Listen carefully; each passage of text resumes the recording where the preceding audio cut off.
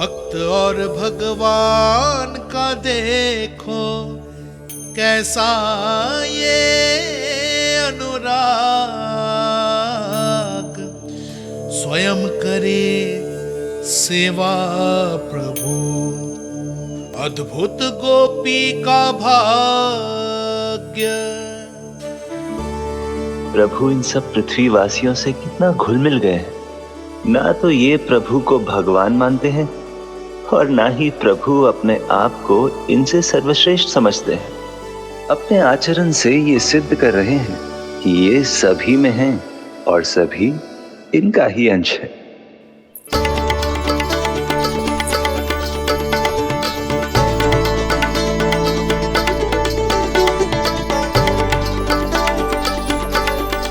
प्रभु, अब मुझे जाने की आज्ञा दीजिए।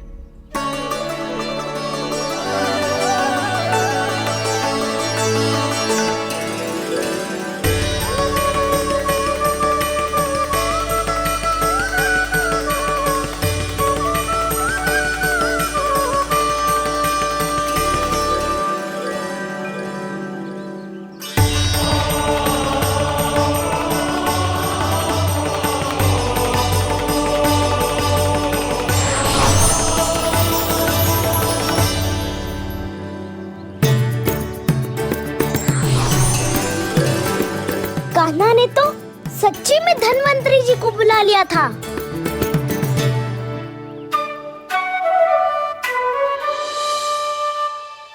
जब से कान्हा का जन्म हुआ है ना, मैं तब से देख रही हूँ, तब से हम पे कोई भी संकट आती है ना, तो अचानक से कोई अपरिचित हमारी सहायता करने आ जाता है और जाते समय कान्हा की आज्ञा लेके जाते है और कभी कभी तो इसे प्रभु बोल के जाते है। बाबा संभालो।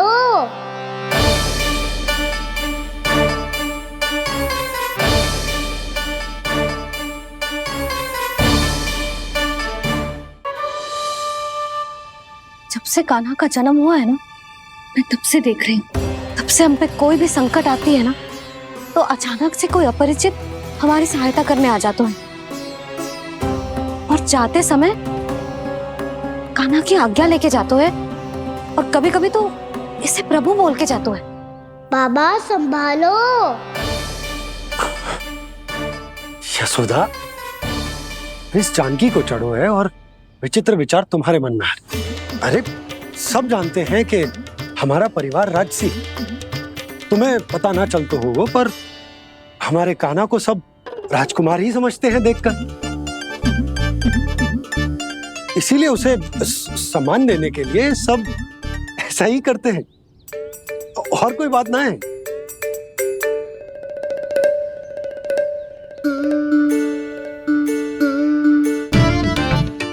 अब जे मेरे लल्ला को ऐसे क्यों घूर रहे हैं? बुरी दृष्टि लगाएंगे क्या? वैद्यराज जी,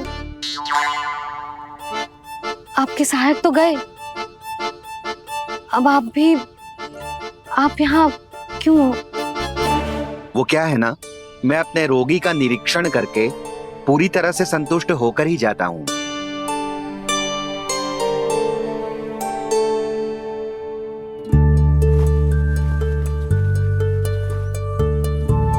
हाँ, संकेत तो अच्छे हैं, कल सुबह तक बिल्कुल ठीक हो जाएगी। धन्यवाद वैद्य जी।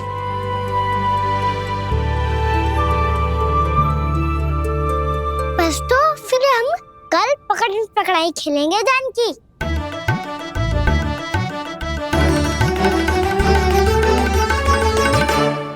भानु, बंसी, जाकर उस क्षेत्र के चारों ओर बाड़ बनवा दो और वहां सूचना पट्ट भी लगा देना, ताकि जानकी के साथ जो हुआ है वो किसी और के साथ ना हो। शीघ्र जाओ। जी ठीक है।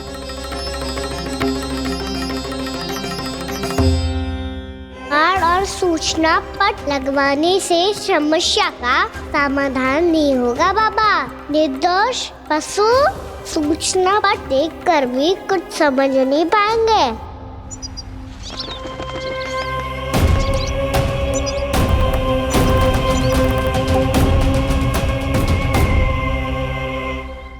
तो तुम्हारे कहने का अर्थ यह है कि व्योमासुर मारा जा चुका है और वो बालक वो बालक अब भी जीवित है। हाँ महाराज, मैंने गोप बालकों को कहते सुना था कि कृष्ण ने छलिया को मोक्ष दे दिया है, पर वृंदावन सुरक्षित नहीं है महाराज। वो एक बहुत बड़ी समस्या से जूझ रहे हैं। कैसी समस्या? गांव के निकट क्षेत्र में किसी विषैले सर्प का निवास है। उसके विष का प्रभाव इतना भयानक है महाराज, जैसे विष ना हो, स्वयं हलाहल हो। मेरी कोई भी औषधि रोगी का उपचार नहीं कर पा रही थी। निकट के क्षेत्र में कहां है वो सर्प? गोप मानते हैं कि वो सर्प गांव के निकट यमुना नदी के जल में रहता है।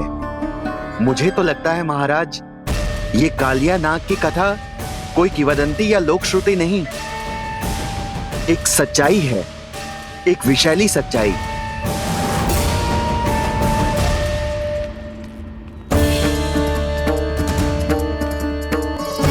कालिया का सामना करने का समय आ गया है, पर उससे पहले मुझे बुलाना होगा उन्हें।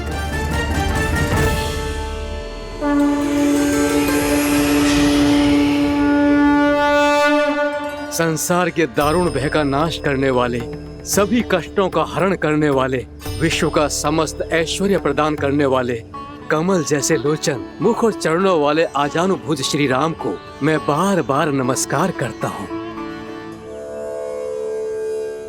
आपदामपहर्तारं दातारं सर्व संपदाम लोकाभिरामं श्री रामम भूयो भूयो नमाम्यहम्। काकभुसुंडी काकभुसुंडी काकभुसुंडी। प्रभु क्षमा करें, मुझे जाना होगा।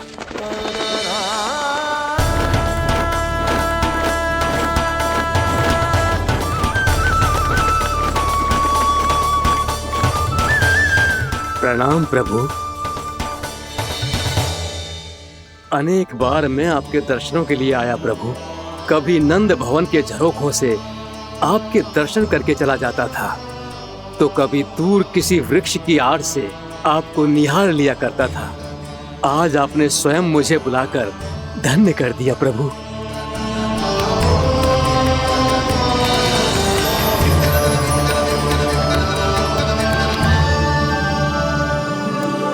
मैंने आपको यहाँ एक विशेष कारण से बुलाया है। आपके श्राप से इस कालिया नाग को मुक्त करने का समय आ गया है। ये तो बहुत ही उत्तम समाचार है प्रभु। इतने वर्ष बीत गए, मुझे आज भी स्मरण है वो दिन जब मैंने उन्हें श्राप दिया था। अपने क्रोध पर नियंत्रण खोकर बहुत बड़ी भूल कर दी थी मैंने प्रभु। बीती हुई घटनाओं पर दुखी होके कोई लाभ नहीं है। हमें भविष्य की ओर देखना होगा।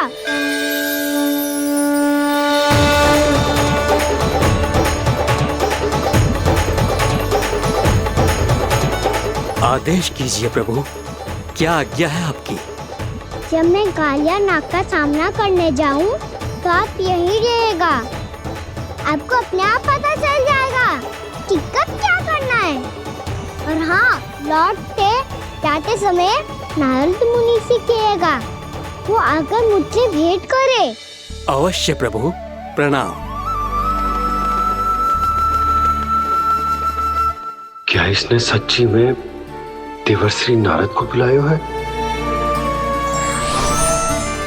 नारायण नारायण। आपको संदेश भेजने की आवश्यकता नहीं थी। आप स्मरण करते और मैं चला आता। तुम्हारा कल्याण हो नारद।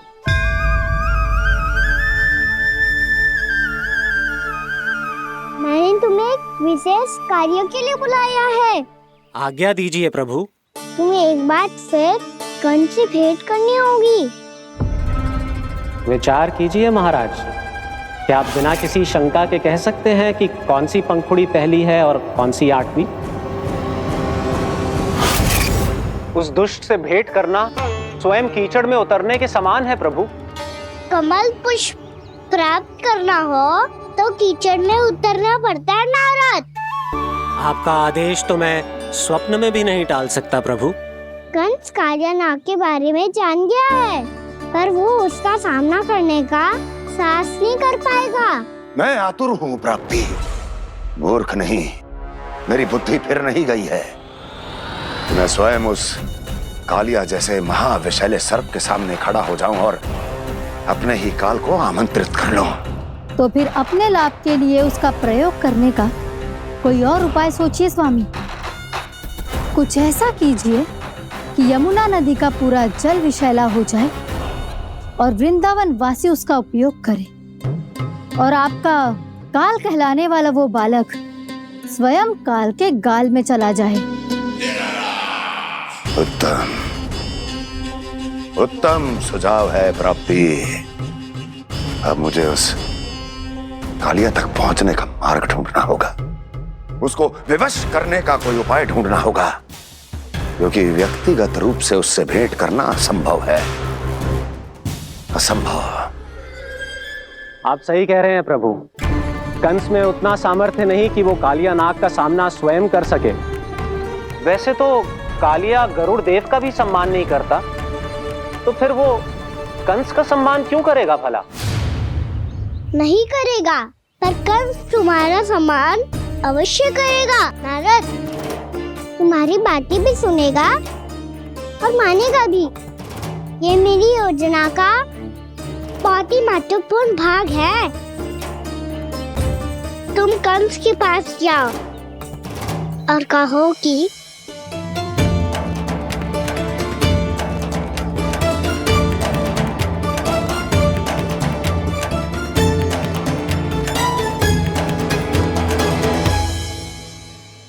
संतान अपने माता पिता को तीर्थ का सौभाग्य दिलाती, पर मेरा लल्ला कितना महान कि उसने हमारे घर को ही तीर्थ बना दिया।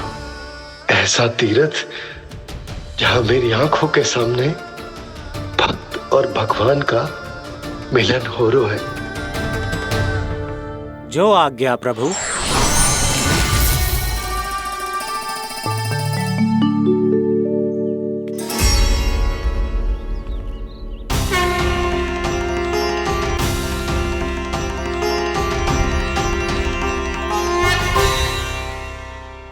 बाबा।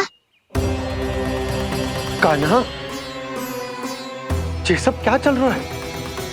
पहले काग भुसुंडी जी और फिर जे नारद जी। क्या योजना बना रहे हो तुम? कान्हा, बताना लल्ला, क्या सोच रहे तू? कान्हा देख, अगर तुझे अपने बाबा को ना बताना हो ना, अपने भक्त को बता दे। क्या सोच रहे हो लल्ला? क्या करने वाले हो आप?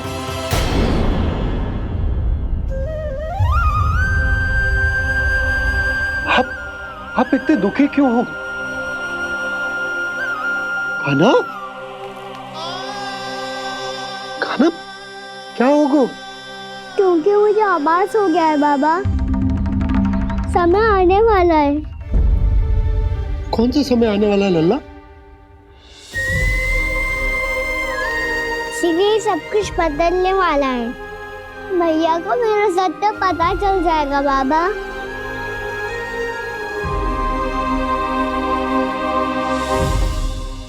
पर लल्ला, इसका काग भुसुंडी और कालिया नाग से क्या संबंध है? ऐसा क्या हुआ था और क्या होने वाला है?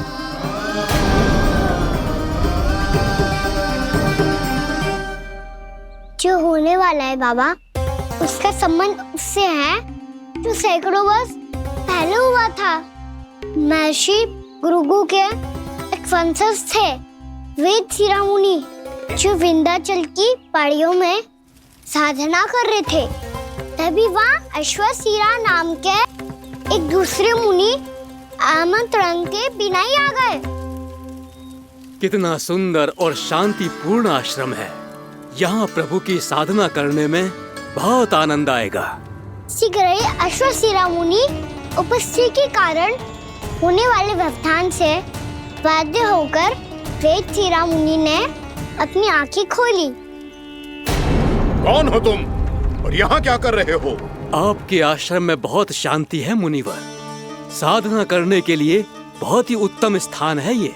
मैं चाहता हूँ कि मैं भी यहाँ। आप यहाँ साधना करना चाहते हैं, लेकिन इतना भी नहीं जानते कि किसी के आश्रम में प्रवेश करने से पहले उसकी आज्ञा लेनी चाहिए। आप ये भी नहीं जानते कि यदि कोई यज्ञ कर रहा हो तो बिना अनुमति के वहाँ प्रवेश करने से उसकी यज्ञ साधना भंग हो सकती है। आप क्या साधना करेंगे मुनि?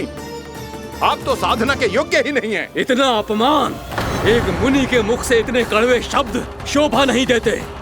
मैं तुम्हें श्राप देता हूँ, जितनी विषैली तुम्हारी जिह्वा है उतने ही विषैले सर्प बन जाओ तुम। और ऐसा सर्प जो सांस भी ले तो निकट का वातावरण दूषित हो जाए। तुम्हारे इस दुस्साहस के लिए मैं तुम्हें श्राप देता हूँ कि तुम अभी इसी क्षण कौवा बन जाओ, और ऐसा कौवा जो कांव कांव करके अनर्गल प्रलाप करता रहे।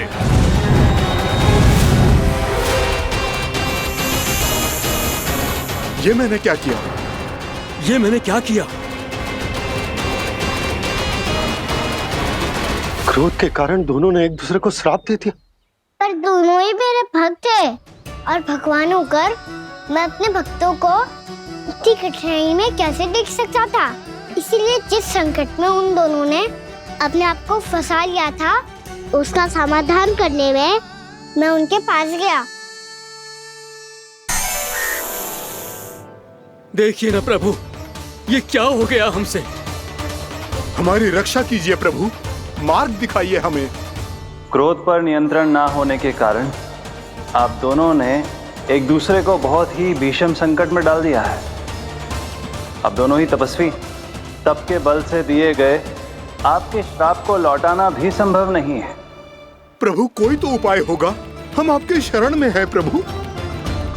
अपराध तो हमसे हुआ है प्रभु, पर अब आपसे ही आशा है। कुछ ऐसा कीजिए भक्त वत्सल, जिससे हम दोनों के श्राप का प्रभाव कुछ कम हो जाए। आप दोनों ही मेरे भक्त हैं, इसलिए आपकी पीड़ा का निवारण करने का एक उपाय है मेरे पास। वेद शिरोमणि, जब आप कालिया नाग बनेंगे तो आपको मेरे चरणों को अपने शीश पर धारण करने का सौभाग्य मिलेगा। और अश्र शिरोमणि, आप काग योनि होने के बाद भी आप श्रेष्ठतम ज्ञान और सर्वाधिक यौगिक सिद्धियों के स्वामी होंगे और प्रवचन दिया करेंगे। इसके बाद अश्वशिरा मुनि काक भुसुंडी बन गए, जिन्होंने आगे चलकर सेम गरुड़ देव को रामायण सुनाई। और मुनि वेदशिरा, महर्षि कश्यप और देवी कैत्रियों के पुत्र कालिया नाग बनकर जल में। और अब वही कालिया नाग जमुना जी में, जिनके कारण जानकी के प्राण लगभग चले ही गए थे। अब कालिया नाग को उचित स्थान पर भेजने का समय आ गया है बाबा। पर ये तो अच्छी बात है कान्हा, वेदशिरा मुनि को दिया हुआ तुम्हारा वचन भी पूरा हो जाएगा, जमुना जी की शुद्धि भी हो जाएगी। इस सब के बाद भी तुम दुखी क्यों हो? क्योंकि इसके बाद मैया के सामने मेरा रहस्य खुल जाएगा बाबा। उन्हें पता चल जाएगा कि उनका बालक कोई साधारण बालक ना है। भविष्य में जो होने वाला है उसे सबके सामने घटने से रोकना मेरे लिए भी संभव ना होगा। मैया को सब पता चल जाएगा। क्या पता चल जाएगा रे मुझे?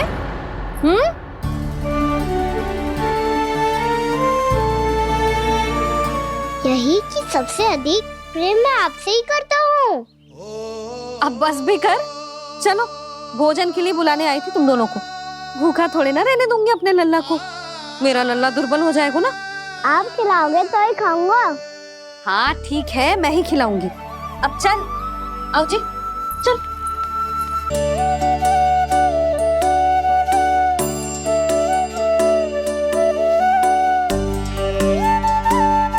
मैया खेलो ना मेरे साथ। मैया सुनो ना,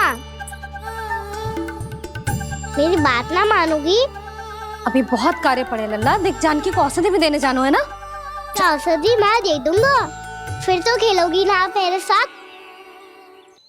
पिछले कुछ दिनों से अपनी मैया का अधिक से अधिक प्रेम पाने का प्रयास करो है कान्हा।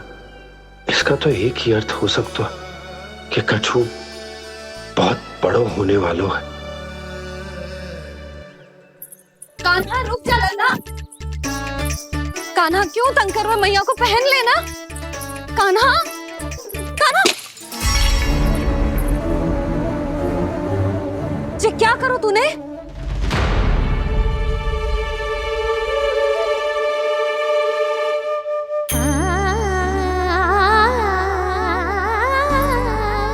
अच्छा ठीक है, अब मुंह लटकाने की आवश्यकता ना है। ये ले।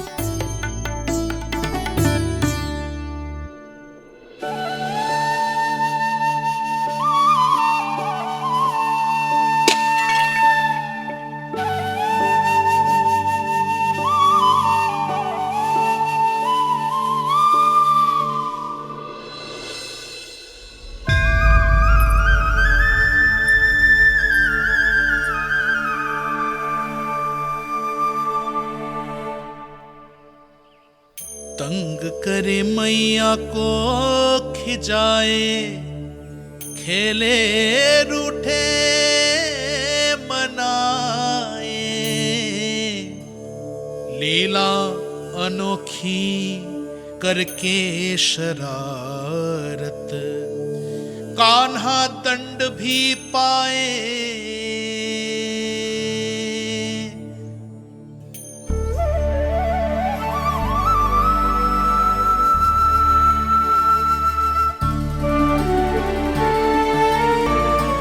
रूठना मनाना, खेलना खिलाना, पहले शरारत करके क्रोध दिलाना और फिर क्षमा मांग लेना, ये सब जानबूझकर कर रहे है कान्हा। जैसे जीवन भर के लिए अपनी मैया की ममता को अपने हृदय में समेट कर रखना चाहते हो।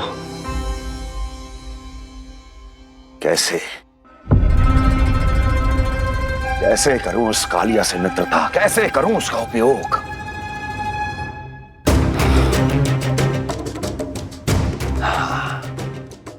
उस पर आक्रमण कर देता हूं और उसे किसी ना किसी तरह से यह विश्वास दिला देता हूं कि यह आक्रमण उस विष्णु अवतार ने किया है। फिर वो क्रोध में आकर सारे वृंदावन वासियों को अपने विष से समाप्त कर देगा। उचित है, ये उचित है। नारायण हरि, नारायण हरि।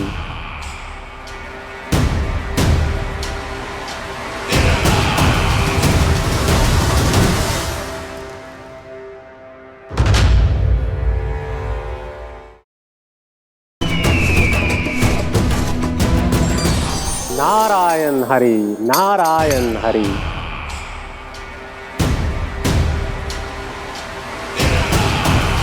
प्रणाम देवर्षि।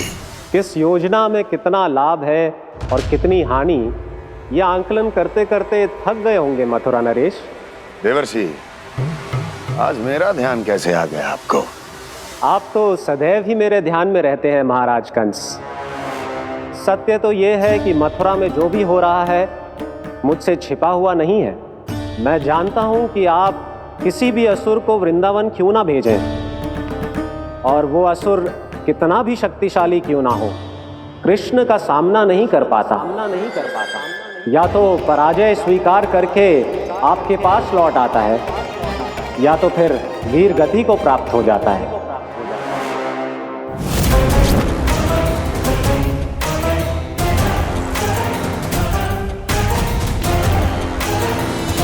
वाह, मुझे मेरी असफलताएं स्मरण कराने आए हैं, मेरे घाव को खुरेदने आए हैं, उन पे नमक छिड़कने आए हैं।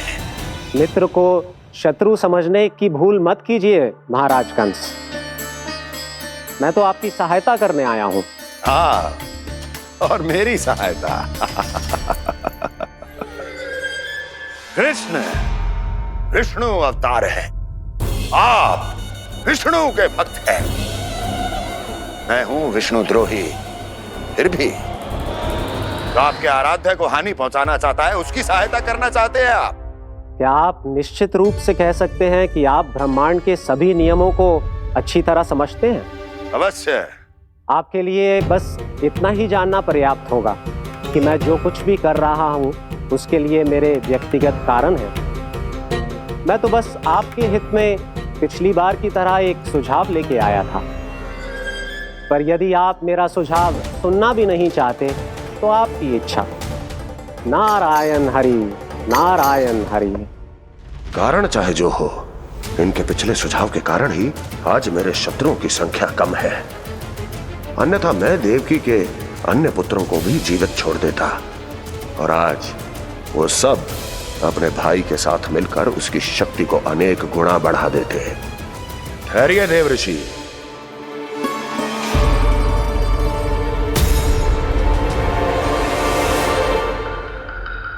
बताइए, क्या सुझाव है आपके पास? मेरे सुझाव का नाम है कालिया नाग।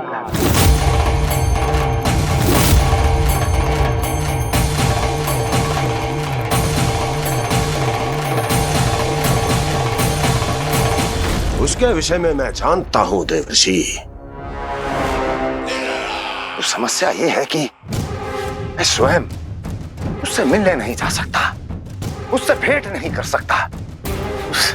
उस कृष्ण की हत्या के लिए उसको वृंदावन जाने के लिए तैयार नहीं कर सकता। तो मत जाइए उसके सामने, और ना उसे भेजिए कृष्ण के सामने।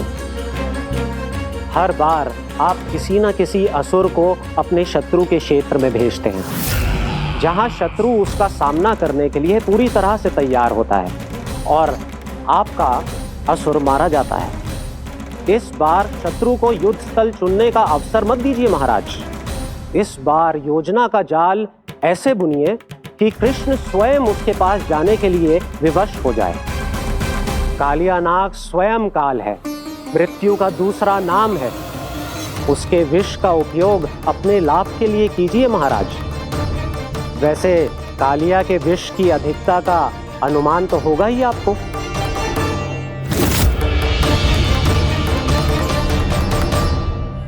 एक बार जो उसके क्षेत्र में पहुंच गया, फिर उसके विष से बचना असंभव है। उचित सुझाव है देवर्षि, उचित सुझाव है। देवर्षि, उस छलिया विष्णु की भक्ति करते करते आप भी उसके रंग ढंग सीख गए हैं। उचित है, उचित है।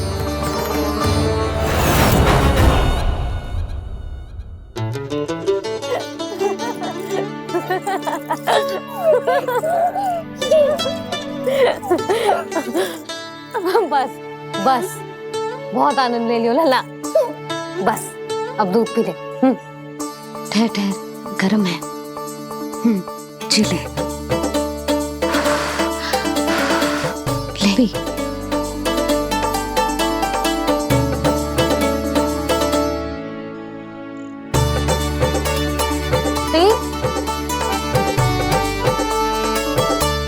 मैं ना होती तो ना जाने क्या होता तेरा।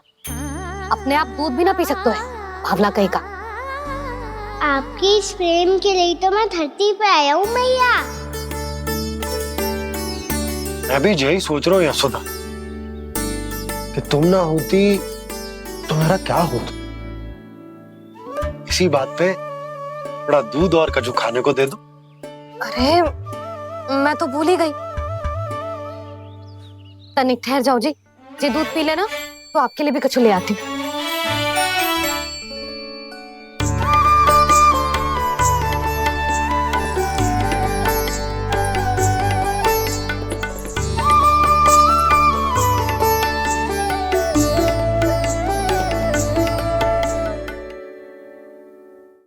प्रणाम महाराज। आपकी आज्ञा के अनुसार बिल्कुल वैसा ही पत्र तैयार किया है जैसा आप चाहते थे।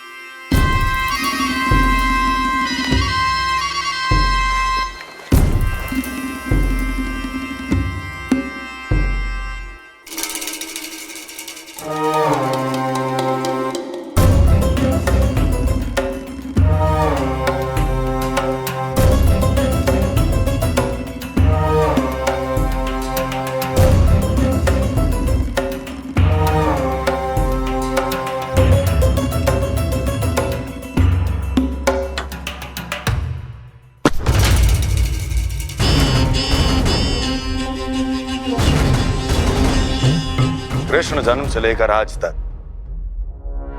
ये मेरी सबसे महत्वपूर्ण योजना है। इसका सफल होना निश्चित है दूत, किंतु केवल वही करना जैसा मैंने कहा है। जाओ।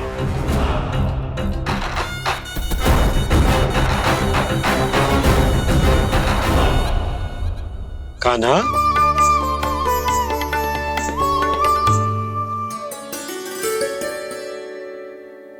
क्या होगा? बाबा मैं चाहता हूँ कि मैया की स्वमता क्रिस्टल फ्रेम की वर्षा मुझ पे सरते ऐसे होते रहे। वो तो होती रहेगी लल्ला। अपने लल्ला के लिए किसी मैया का प्रेम कभी कम हो सकता है भला? नंदराज, वो मथुरा से एक दूत आयो है महाराज कंस का राजपत्र लेके।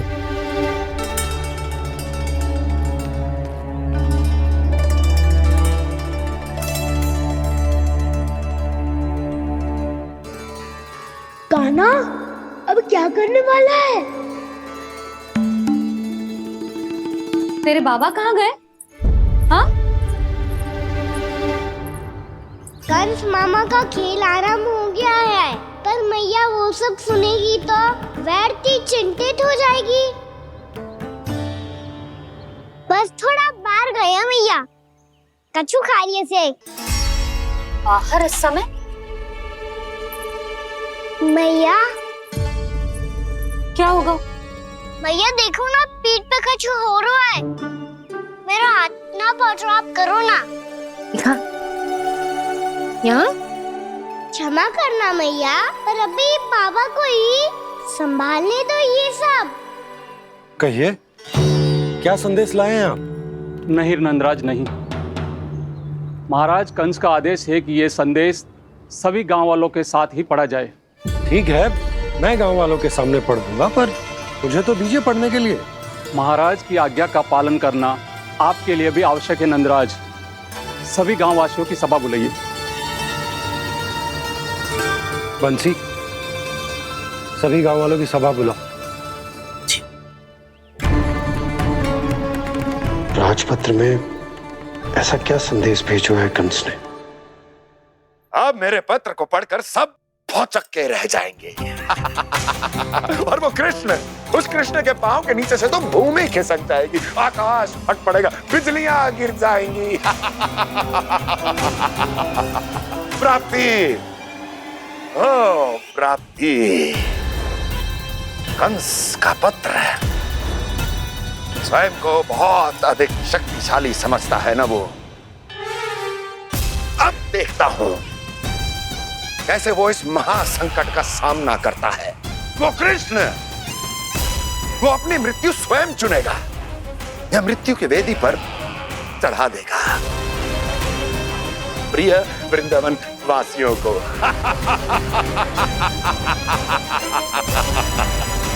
अब आएगा आनंद प्राप्ति, अब आएगा आनंद। सबको इकट्ठा करवा के ही पढ़वाएगो।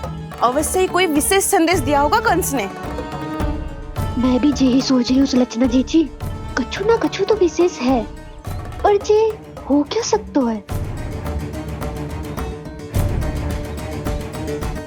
हाँ, बात तो सही है। ऐसा क्या हो सकता है? सभी गांव वासियों के सामने कहा था, कछु तो विशेष अवश्य लग रहा है। बाहर तक कोलाहल क्यों हो रहा है? मैया, मैया, अब क्या होगा? मैया देखो ना, सर पे कछु हो रहा है। लल्ला, नारायण ने तुझे हाथ दिए हैं ना? पीठ की बात अन्य थी। अपने सिर की सेवा स्वयं कर। सर पे तो हाथ पहुंच रहा है ना?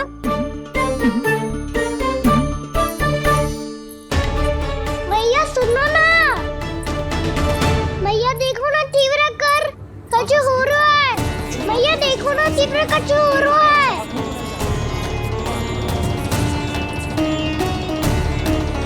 सब लोग आ चुके हैं, अपना संदेश सुनाइए आप।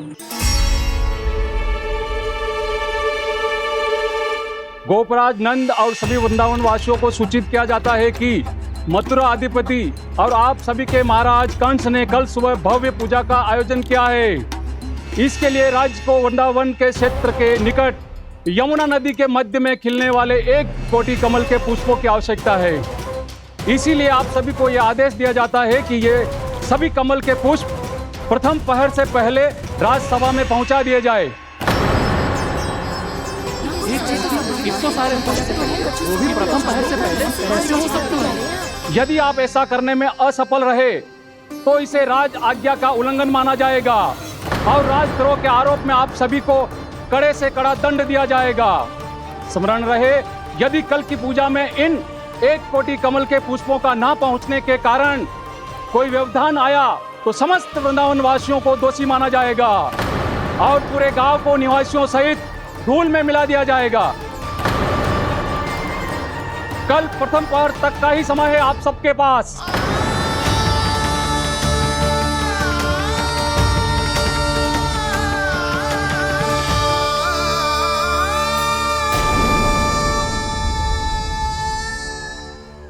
कमल पुष्प, वो भी कल प्रथम प्रहर में? ऐसे कैसे संभव है? और कोई साधारण पुष्प ना, यमुना नदी के मध्य खिलने वाले विशेष कमल के फूल चाहिए उन्हें। लेकिन यमुना नदी में तो कालिया नाग ने विष घोल के रखा है, तो फिर कैसे हो पाएगा? जी असंभव है। हमारी मृत्यु का संदेश भेजा राजा कंस ने। सदैव की भांति इस समस्या पर भी गांव के बड़े ही विचार करेंगे। बालकों का यहाँ होना उचित ना है।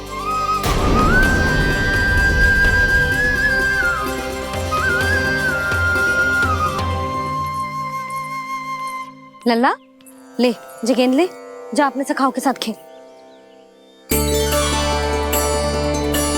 सुबह उज्जवल, मधुमंगल वसंता, देखो भैया ने क्या दिया है। चलो खेलें, बहुत आनंद आएगा आज।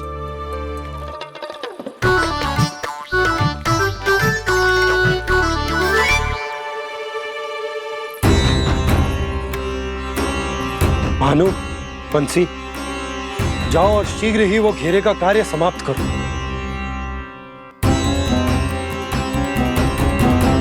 पर कछु ना कछु तो करना पड़ेगा ना। पर हम कर ही क्या सकते हैं? पुष्प लाने को और कोई उपाय है भी तो ना। मैं चला जाऊंगा जमुना जी में। वैसे भी मेरे जीवन के कितने दिन शेष बचे हैं। गांव के लिए, समाज के लिए कुछ करके मरूं, तभी तो शांति मिलेगी। ना काका, यदि आप उस विषैले जल में छलांग लगा भी दोगे, किंतु 1 कोटि कमल पुष्प एकत्रित कर पाना आपके लिए संभव ना है। इससे अच्छा है कि मैं चला जाऊं। यदि मैं मर भी गया तो मेरे पीछे रोने वाला कोई ना है। किसी को कहीं जाने की आवश्यकता ना है। गोप नरेश होने के नाते ये मेरा कर्तव्य है कि मैं आप सबकी रक्षा करूं। नंदराज, आपको जाना है तो जाओ। हरिया, काका, भैया सब चले जाओ। लेकिन आपको पता है वहाँ का जल कितना विषैला है। आप लोग एक क्षण भी जीवित नहीं रह पाओगे। फिर कैसे इकट्ठा करेंगे 1 कोटि कमल पुष्प? आप बात तो सही कह रही हैं शांति। उस दुष्ट कंस ने ऐसी मांग रख के हम सबको फंसा दिया। हम में से कोई भी क्यों ना चला जाए और इस संकट का समाधान ना निकले हो। कान्हा, बताना कौन सा खेल खेलें? गेंद पकड़ खेलते हैं। पर एक बात सुन लो सब, कोई भी तीव्र गति से ना फेंकेगा गेंद को। भैया ने स्वयं बनाई है मेरे लिए। सब तैयार हो?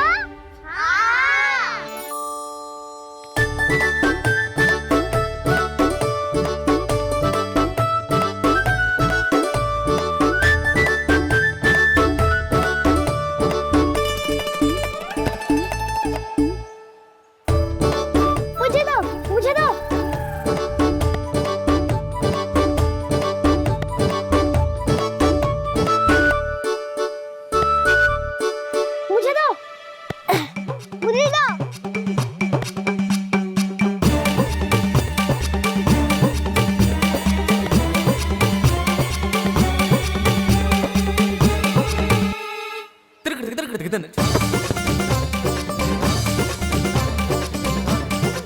कान्हा, इतनी धीरे से फेंकेगो तो कैसे आनंद आएगा?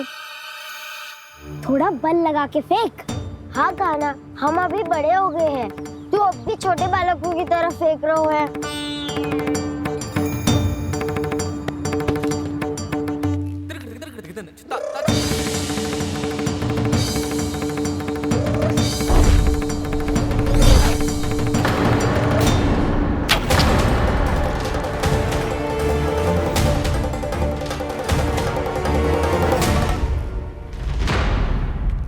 दीदी जी क्या करो कान्हा, गेंद तो डूब गई।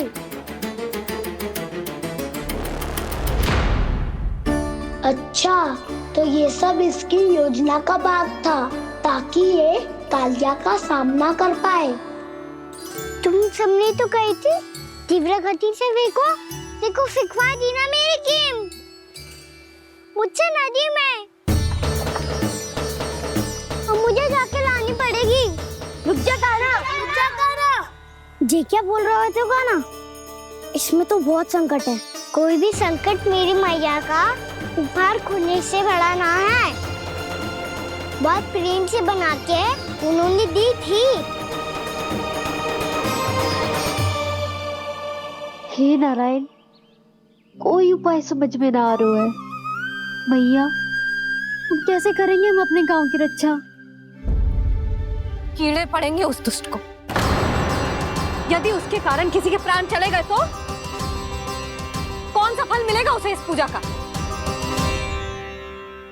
तुम सही कह रही हो यशोदा, और हमारे पास कोई और दूसरा विकल्प भी तो ना है। यदि हमने मथुरा की राज आज्ञा का पालन ना किया तो इसका दुष्परिणाम पूरे गांव को भुगतना पड़ेगा।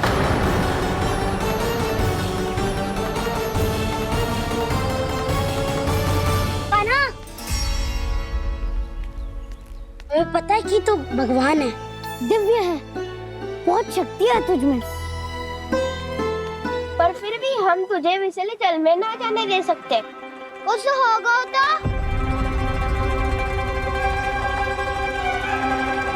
तुम सब इतनी हट कर रहे हो तो ठीक है, ना जाऊंगा। गेंद कहाँ गिरी है, कितनी दूर गई है, ये तो देख लूं, ताकि उसे बाहर निकालने का कोई उपाय ढूंढ पाऊं।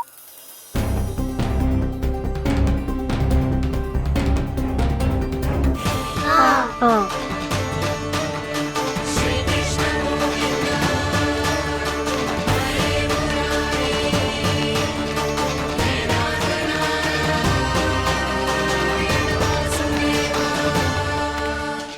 कान्हा की ये लीला तो समझ ही नहीं आ रही। पहले इसने देवर्षि नारद को मथुरा जाकर कंस को भड़काने के लिए कहा, फिर स्वयं ही दुखी भी हो गया कि अब इसका रहस्य सबके सामने खुल जाएगा। और अभी स्वयं ही तो इसने कहा था कि गेंद बहुत महत्वपूर्ण है, फिर स्वयं ही उसे नदी के विषैले जल में फेंक दिया।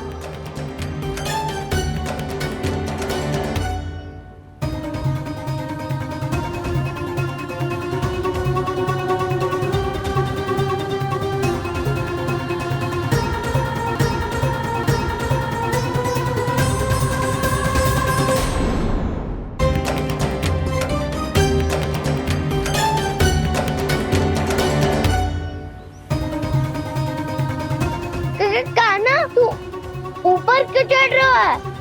अरे ऊंचाई से देखूंगा तभी तो गेंद दिखेगी।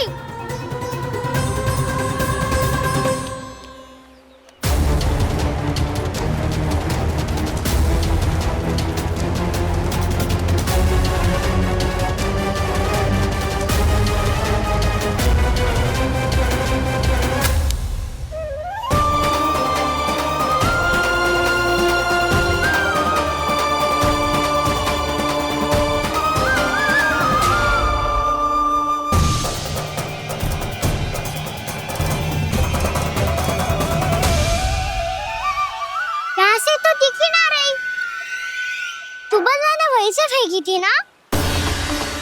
ना वहां से फेंकी थी। कहाँ से? देखा ना वहां से।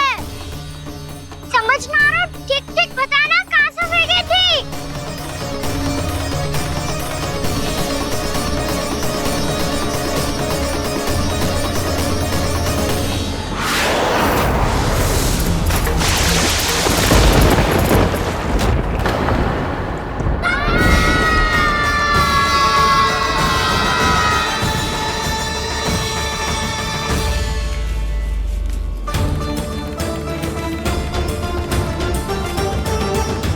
कालिया नाग के क्षेत्र में जाकर कोई भी जीवित वापस ना लौट सको है।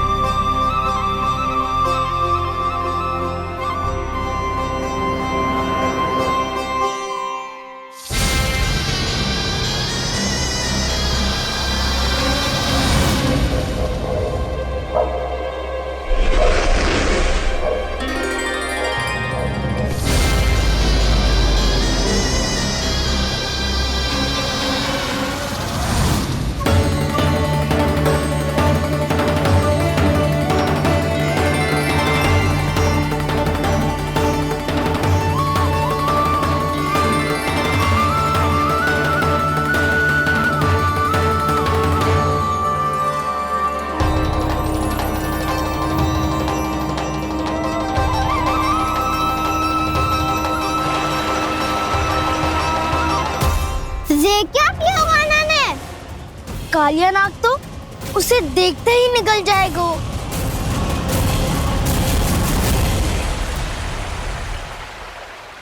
तो आरंभ से अब तक सब कुछ उसकी लीला का ही भाग था।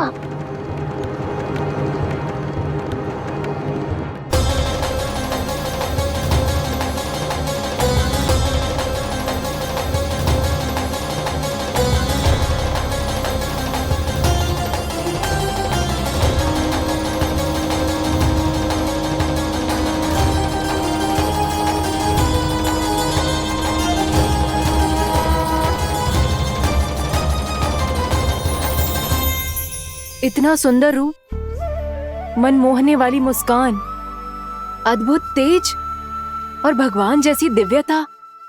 कौन हो तुम? हाँ, तुम्हें देखकर तो हम सब सम्मोहित ही हो गए।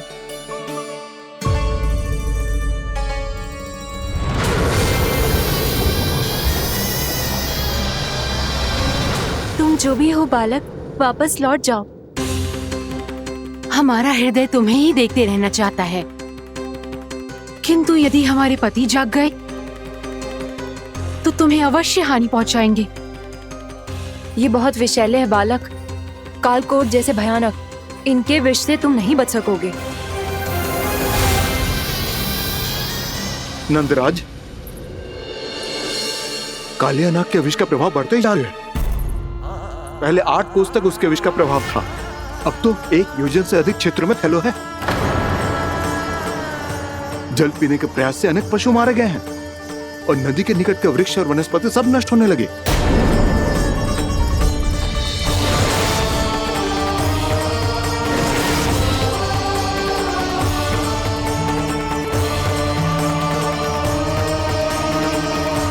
इनके विष की तीव्रता इतनी अधिक है बालक कि इनके संपर्क में आने वाले को तड़पने का भी अवसर नहीं मिलता। इनके विष की अग्नि क्षण भर से भी कम समय में प्राणवायु को जलाकर राख कर देती है।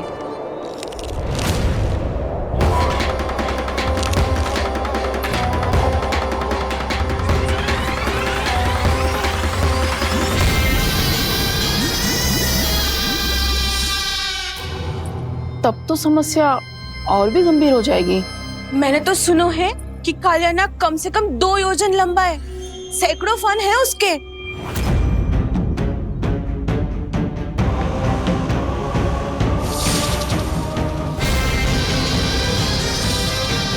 इसका अर्थ तो ये है कि हम दोनों ओर से फंस गए। एक और कंस को 1 कोटि कमल पुष्प देने जो कि कालिया नाग के क्षेत्र में पड़ते हैं, और दूसरी ओर उस कालिया नाग का विष यमुना जी के क्षेत्र में बढ़ता ही जा रहा। इसके कारण हम ही नहीं, निर्दोष पशु पक्षी भी संकट में। इन दोनों समस्याओं का एक ही समाधान है, उस कालिया नाग का सामना करना। और ये ना समझ आ रहा कि हम ये करेंगे कैसे, क्योंकि ये बात साधारण मनुष्य के बस की ना, हमारे लिए ये असंभव है।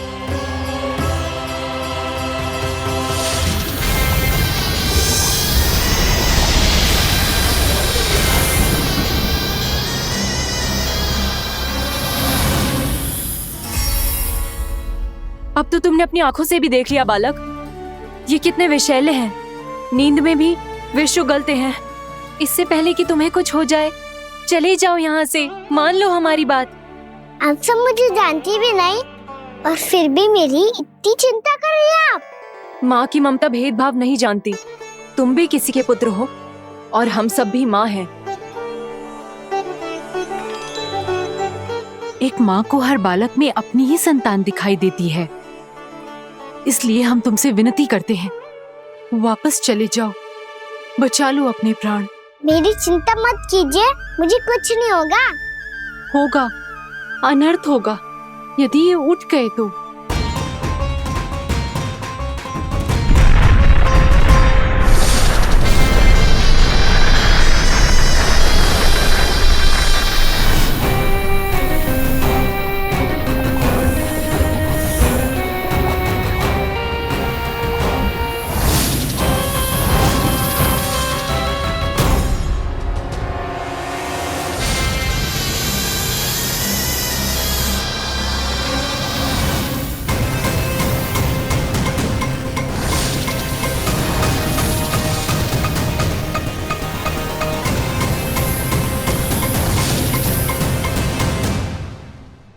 सामने होते हुए भी अपने इश्क को केवल वही देख सकता है जो अपना अभिमान त्याग चुका हो।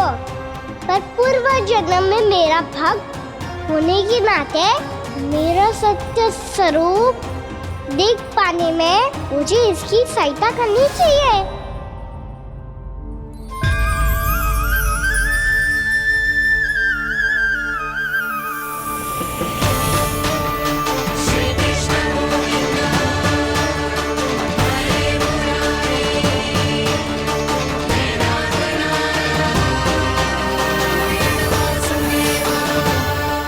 देखो हमारा छोटा सा कान्हा कैसे डट के खड़ा है। इतने विशालकाय, इतने महाभयंकर सबके सामने।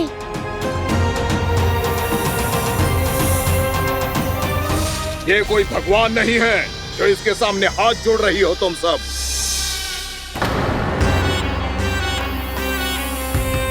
एक सामान्य साधारण बालक है ये, जो ये तक नहीं जानता कि इसके सामने है इसका काल, कालिया।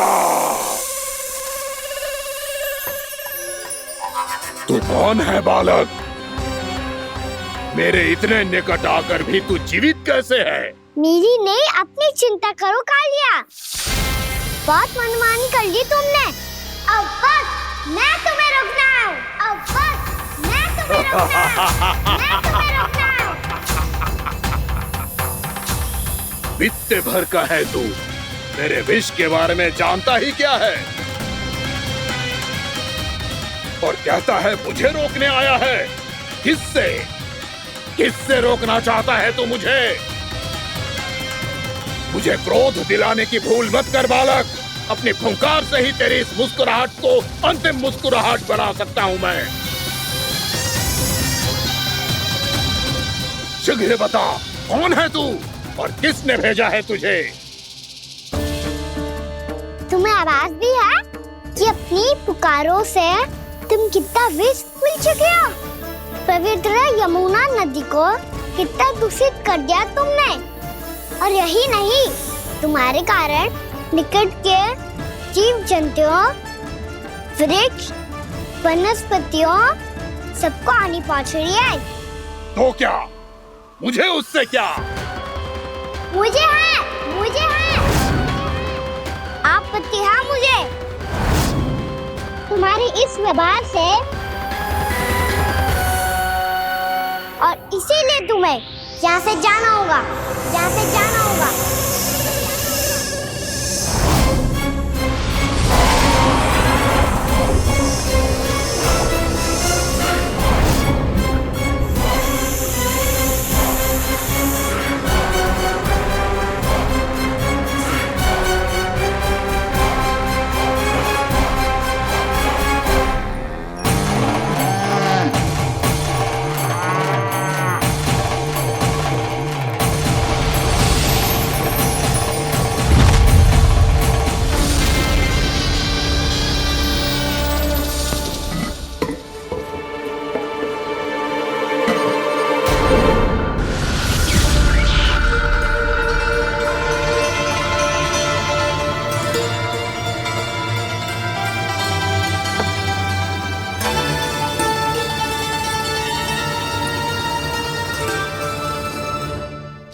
मुझे आदेश देने का साहस भी कैसे किया तूने? इस क्षेत्र को मैंने अपना राज्य बनाया है, मेरा परिवार रहता है यहाँ, और तू मुझे यहाँ से जाने के लिए कह रहा है?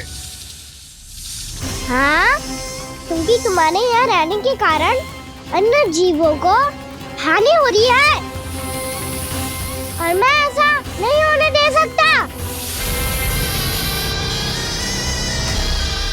मैं तो बस वही कर रहा हूँ जो एक सर्प का स्वभाव है। विष फैलाना स्वाभाविक है मेरे लिए, इसलिए मुझे चुनौती मत दे बालक। चुनौती तो मैं दे चुका हूँ कालिया। अब तो बस तुम्हें शिकार करनी है।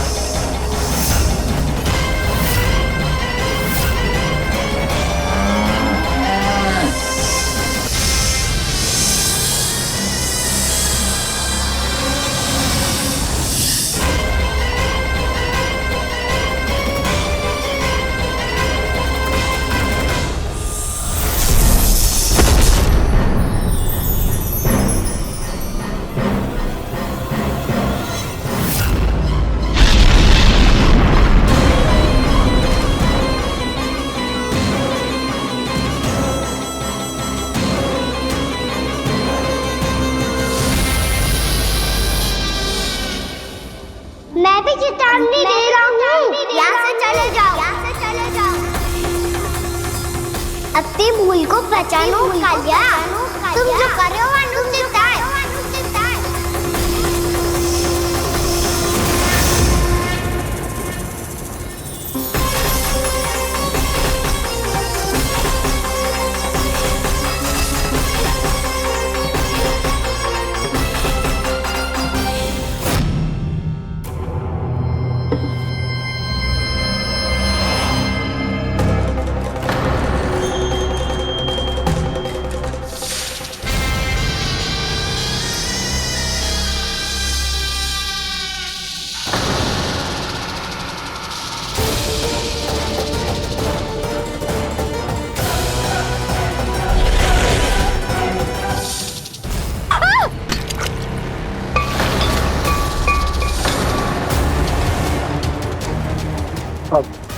मैं आता हूँ। क्या हो गया सुधा? मुझे आवाज हो रहा है जी, कछु ना कछु गड़बड़ है। यशोदा, जो समस्या हमारे सामने है, हम सभी उसका समाधान खोजने में जुटे। तुम विश्वास करो, मैं कोई ना कोई समाधान अवश्य ढूंढ लूंगा। हम कैसे भी करके वो कमल के पुष्प उस कंस तक पहुंचा देंगे। नाना, समस्या उससे कहीं अधिक है, उससे कहीं अधिक बड़ी, उससे कहीं अधिक भयानक है।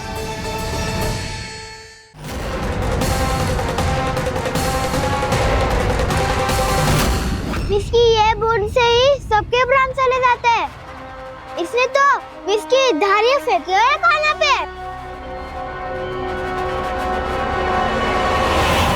कान्हा कैसे बच्चे को अधिक विष से? इसका विष तो क्या, ये सर स्वयं भी छू तक नहीं पाएगा हमारे कान्हा को।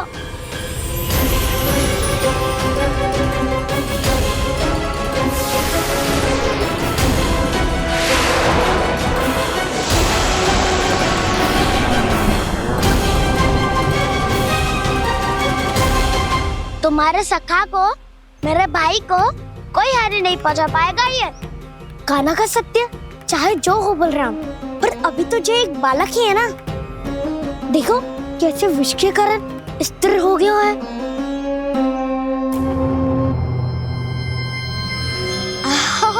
हाउ सर्फ ने कितनी आसानी से अपनी पूंछ से बांध लिया है।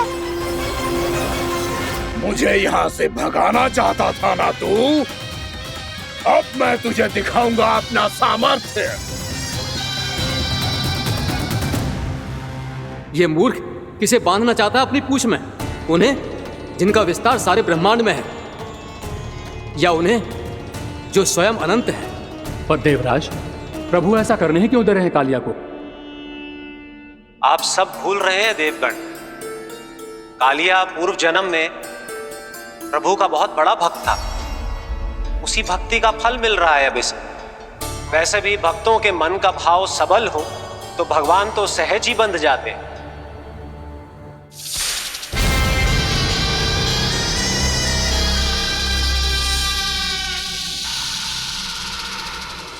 बलराम, तुमने ही तो कही थी कान्हा को कछु ना होगो।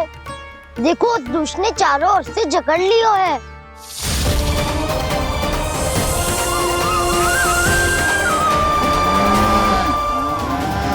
ये क्या कह रही हो तुम? जसोदा जी, क्या हुआ? घबरा क्यों रही हो आप? सुलोचना, मुझे आभास हो रहा है कुछ बहुत बड़ी अनहोनी हो गई है। नंदराज, नंदराज, नंदराज!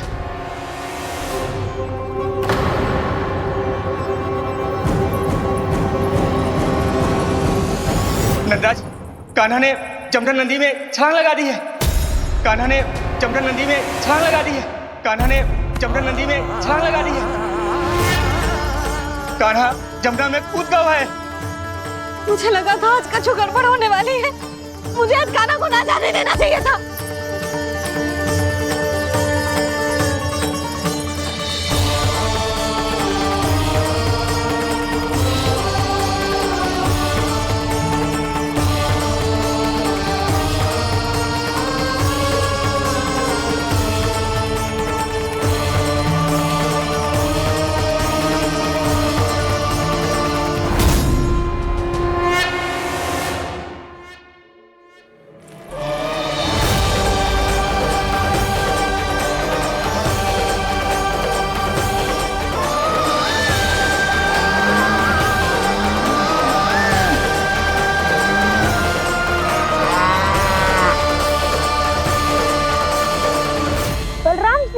करो ना।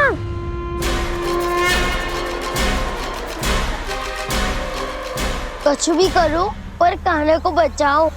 नाग बहुत भयंकर है। कान्हा अकेले ना संभाल पाएगा इसे।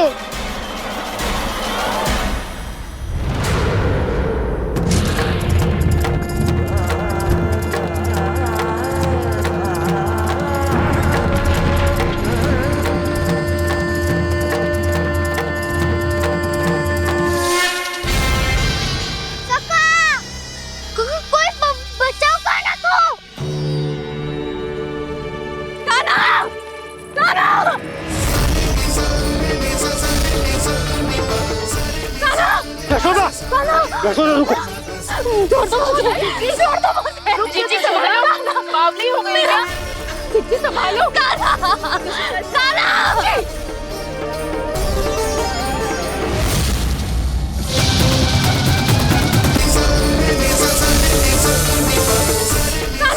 यशोदा, यशोदा रुको। छोड़ दो मुझे, छोड़ दो मुझे। जीजी संभालो, बावली हो गई ना। जीजी संभालो। कान्हा, कान्हा।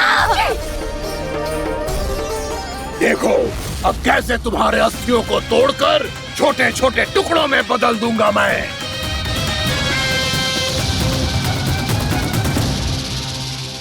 जी आप जाओगी तो आप भी फंस जाओगी। अपने लल्ला के लिए मैं किसी भी संकट का सामना करने के लिए तैयार हूँ। छोड़ो ना यशोदा, हमें कोई और उपाय खोजना पड़ेगा। कोई और उपाय? आप देख ना रही मेरा कान्हा किस दशा में है। कान्हा मैया के वश में नहीं है, नहीं तो ये अपने लल्ला के लिए साक्षात काल का भी सामना कर ले। ये तो केवल कालिया नाग है। हे नागराज, आप मेरे प्राण ले लो पर कान्हा को छोड़ दो। ना नागराज, आप मेरे प्राण ले लो, मैं विरोध भी ना करूंगी। ना नागराज, आप मुझे मार दो पर मेरे कान्हा को छोड़ दो। ना ना ना ना नागराज, मेरे प्राण ले लो। हमारे कान्हा से क्या शत्रुता है आपकी? प्रभु के लिए जो प्रेम यशोदा मैया के हृदय में है वही इन सभी गोपियों के हृदय में भी है।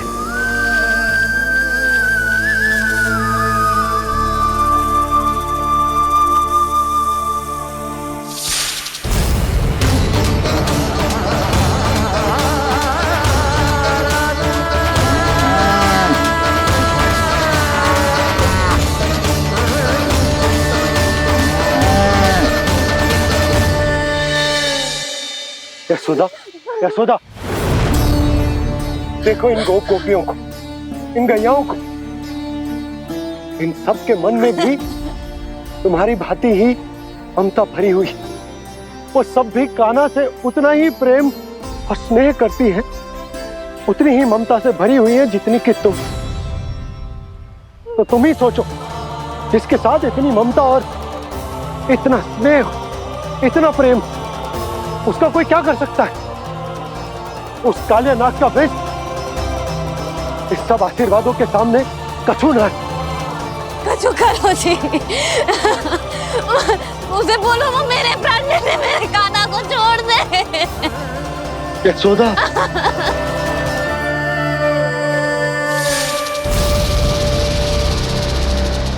केवल इन्हीं में नहीं देवराज, नाग पत्नियों के हृदय में भी ममता का वही प्रेम उमड़ रहा है। देखिए। मैं आपके हाथ जोड़ती हूँ स्वामी, इस बालक को छोड़ दीजिए। ये अवश्य ही कोई दिव्य आत्मा है स्वामी। हम आपसे विनती करते हैं स्वामी, इस नन्हे बालक को हानि मत पहुंचाइए स्वामी। मेरी पत्नियां मेरे ही शत्रु के लिए विनती कर रही हैं। अब यदि इसके पक्ष में एक शब्द भी कहा तुम सबने, तो मैं इस बालक से पहले तुम सबके प्राण ले लूंगा। हो रहा प्रसन्न नाग कालिया, विजय को निश्चित जान।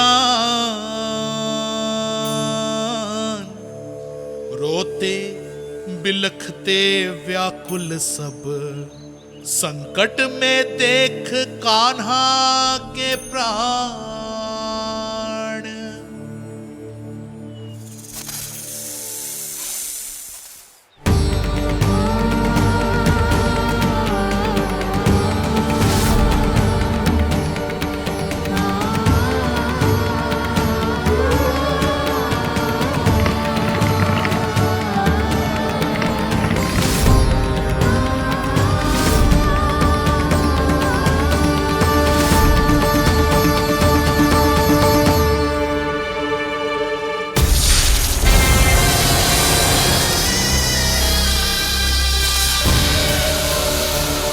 कुछ करो जी, मेरे लल्ला को बचा लो, कोई तो कुछ करो।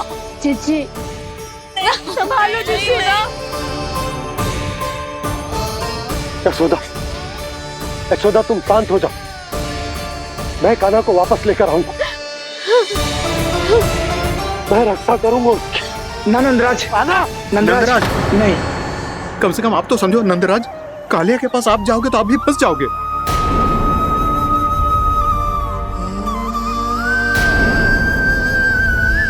बलराम, तेरा भाई इतनी भीषण संकट में है और तुझे जरा भी दुख ना हो रहा? क्या आप सब अब तक नहीं समझ पाए कि कान्हा सच में कौन है? छोटे बाबा, आप तो उसका सत्य जानते हैं ना?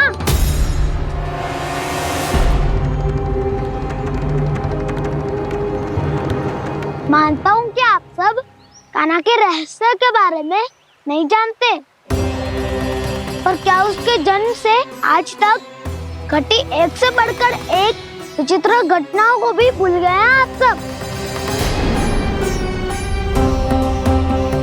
भूल गए हैं कि कैसी पूतना जैसी राक्षसी उसका कुछ बिगाड़ नहीं पाई, कैसे तरनावती जैसा भयानक राक्षस उसे एक खरोच भी नहीं दे पाया था।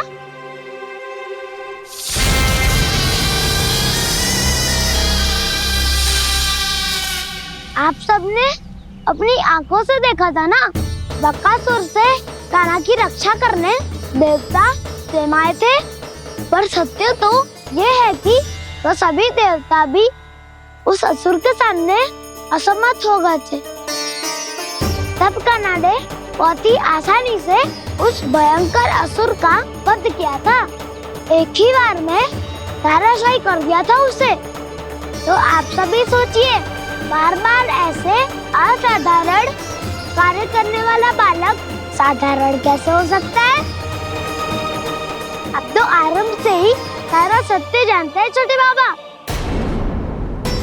रहस्य छुपाने में सदैव काला की सहायता करते आए आप, और आज आप स्वयं ही उसके सत्य को भूल रहे हैं। और तुम सब भी तो जानते हो कान्हा की शक्तियों के बारे में। तो क्या तनिक भी विश्वास ना है अपने सखा पे? बलराम, जे तू क्या कह रहा है? मैंने जो कहा उसका एक एक शब्द सत्य है छोटी माँ। यदि प्रभु की इच्छा हुई तभी कुछ ही क्षणों में सब कुछ अपनी आंखों से स्वयं अनुभव कर लेंगे आप।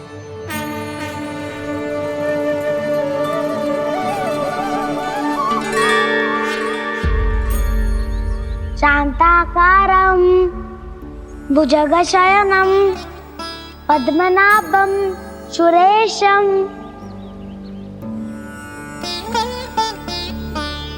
विश्वाधारं गगनसदृशं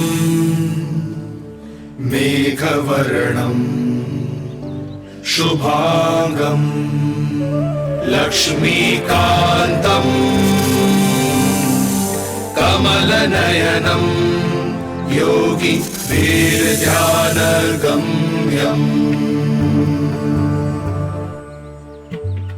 वन्दे विष्णुं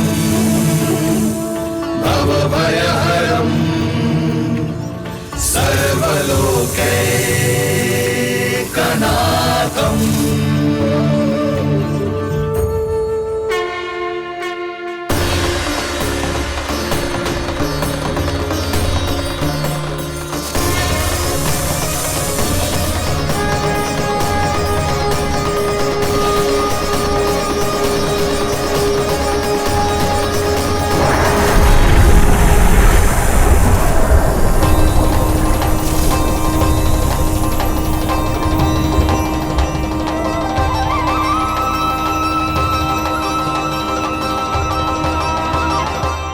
तुझे क्या लगता है बालक कि तू मेरी जकड़ से निकल गया तो अब बच जाएगा तू?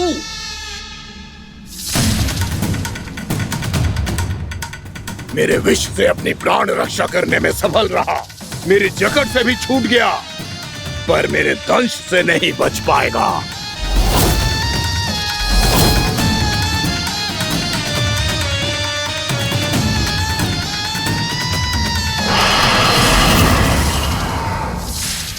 अब भय से भाग रहा है, पर मैं तुझे मृत्यु देकर रहूंगा।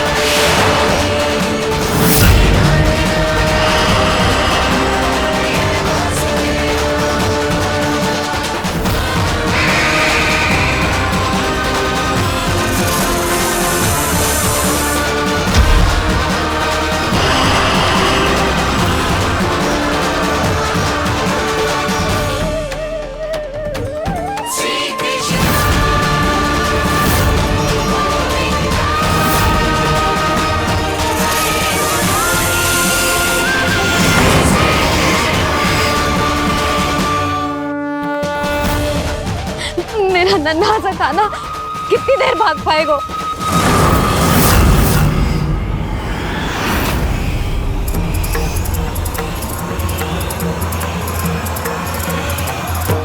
और कितनी प्रतीक्षा करोगे मेरी भक्त कालिया? भक्त नहीं, काल हूं मैं तेरा। जब अहंकार का मुकुट बुद्धि को ढक लेता है तो भक्त अपने भगवान को भी नहीं पहचान पाता। व्यर्थ की पहेली में मत उलझा बालक। ना मैं भक्त हूँ और ना तू भगवान।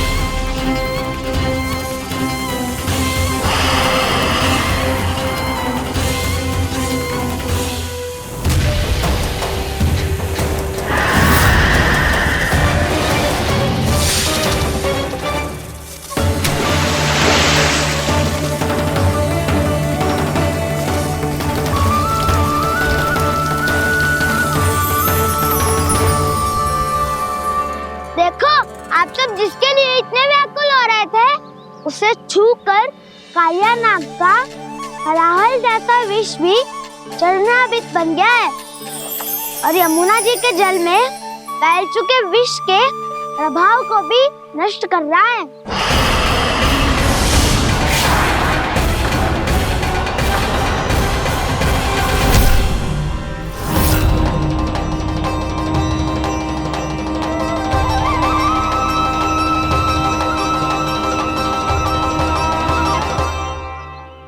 धर्म रक्षक अधर्म विनाशक प्रभु श्री कृष्ण का कौशल सचमुच अद्वितीय है।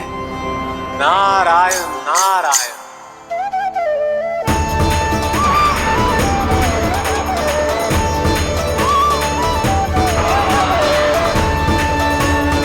मेरा भार तुम्हारे भीतर के अहंकार का प्रतीक है कालिया।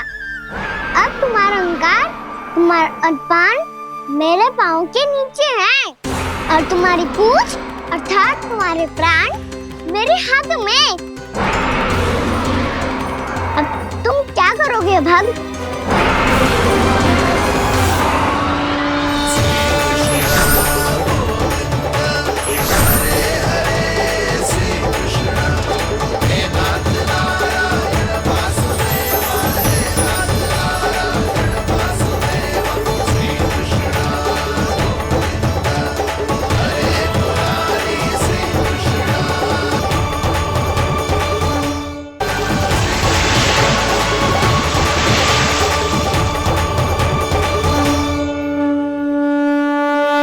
प्रभु, भले ये आपको पहचानने में असमर्थ हो, पर हम सब ने आपको पहचान लिया है।